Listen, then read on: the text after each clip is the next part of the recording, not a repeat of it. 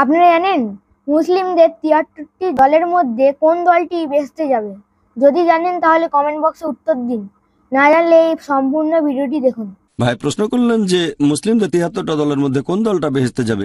এটা মোহাম্মদ সাল্লাল্লাহু আলাইহি ওয়াসাল্লামের একটা হাদিস আছে তিরমিজিতে। এখানে নবী বলেছেন ইসলামের মধ্যে ৭৩টা দল তৈরি হবে, মাত্র একটা দল যাবে বেহেশতে। সাহাবাগণ জিজ্ঞেস করলেন কোন দলটা? যারা অনুসরণ করবে আমাকে, মানবে আল্লাহ এবং রাসূলকে, অনুসরণ করবে আমাকে আর আমার দৃষ্টান্তকে।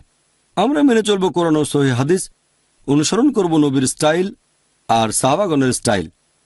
শুধুমাত্র এই দলটা বেহেশতে যাবে। নবী কোনো নাম ধরে বলেননি, বলেছেন দলটার কাজের কথা। যদি আপনি বলেন যে আমি এ বি সি দলে আছি, সেটা দিয়ে বোঝা যাবে না। সেই দলটা যারা আল্লাহ এবং রাসূলকে মেনে চলে আর দল তৈরি করে না। পবিত্র কোরআন বলছে দল তৈরি করো না, আপনি কোরআন মেনে চলবেন।